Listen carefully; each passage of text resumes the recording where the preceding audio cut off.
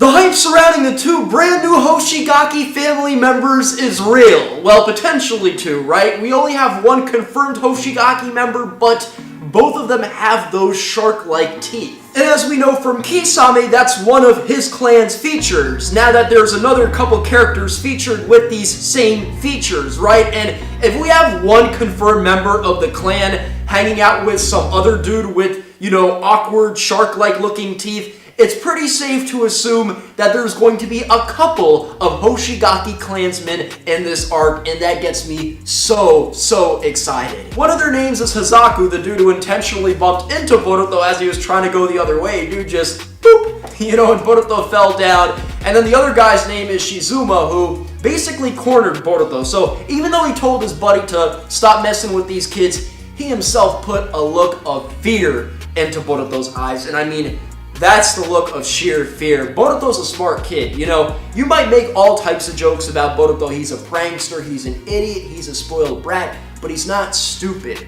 And I think he knows himself that he's outmatched. If those two went at it against Iwabe, Denki, and Boruto, I think they'd win. As hype as Boruto is, and he's a ball of momentum waiting to blow up, the level of chakra control that Shizuma displayed, clearly these kids wouldn't be a match, right? And I don't personally think he told his friend to fall back out of care for the kids, Denki, Boruto, and Iwabe. I think that they're still up to no good, but the problem is that this dude was doing too much, too quick.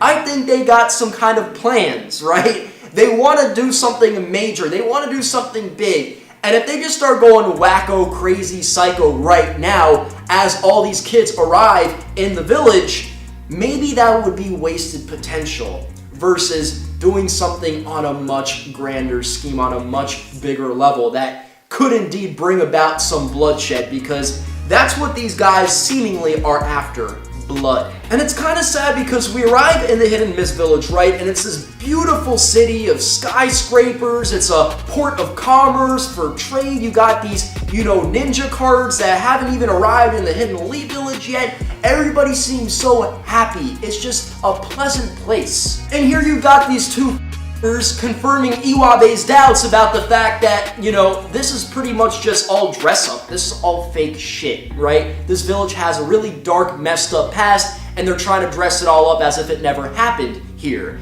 And they confirm all of this, these two, because they refer to their own village as the Blood Mist. Like, that's a derogatory term. Why would you refer to your own country as the place that was labeled that because kids would kill each other when they're like 10 years old? That's not something that you should promote. It's like naming your podcast after a genocidal group claiming that you're trying to bring about, better change in the world when you're not doing anything like that. This village still screams out trouble. This village still has plenty of S-rank shinobi, probably violent ones that are just hidden and they're ready to come out at any specific time when the opportunity presents itself. And man, things in this arc are going to get dark. All the Boruto haters are going to be just at a loss of words when things really pop off in this arc.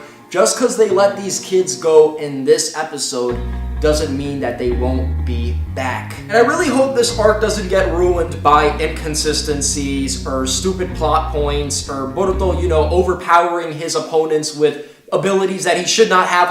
I really hope they don't ruin this arc. For instance, some of these characters dying in irrelevancy, some of these Hoshigaki clan members, because that would really suck. All the built-up potential only for it to just be thrown away. If that happens, I will rightfully call it out, but as it stands, a pretty good setup episode this week. Now, majority of good setup was the end of the episode with the introduction of our guide, Kagura Karatachi, someone who's an aide to Chojuro at this age, despite being, just a little bit older than Boruto and a lot of his classmates, and he's an absolute heartthrob. We know he's going to be involved with the Seven Swordsmen of the Mist, so maybe this dude has jutsu like silent murder technique, bro. Maybe this dude could body a couple Hoshigaki clan members in this arc. That's all I'm gonna say. But let's not deny a majority of this episode with them being on the ship and them, playing cards or whatever. And, for instance, seeing all these random scenes of Anko just walking around, it's that shit kind of depressed me a little bit because it's I remember when Anko was this beautiful, fine shinobi who could jump into the forest of death and save a whole onslaught of shinobi if she needed to. Do I think that she could do the same thing today?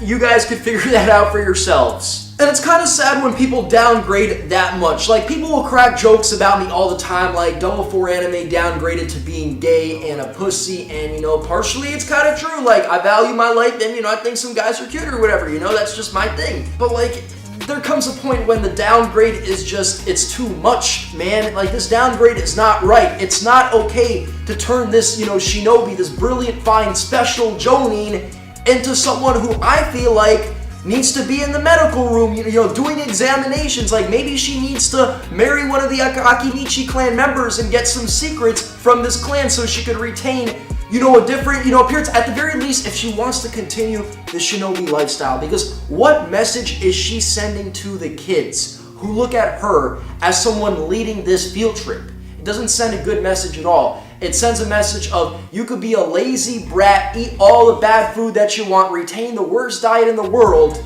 and you'll still be amazing.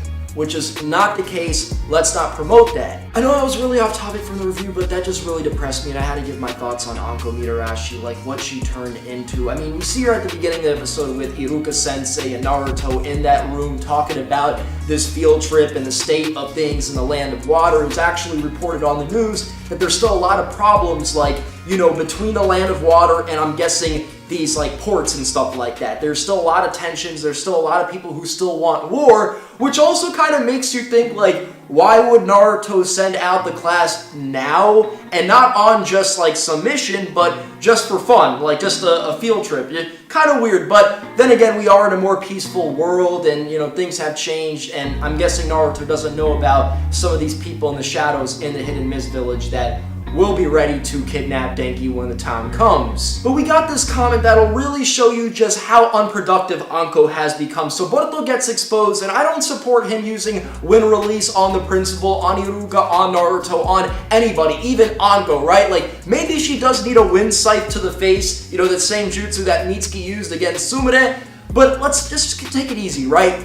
He gets exposed, and we get this comment from Anko, and she says, wind release. Oh man, I'm getting a stroke. Wind release isn't part of the curriculum yet. And I just wanted to ask Anko, what is part of the curriculum?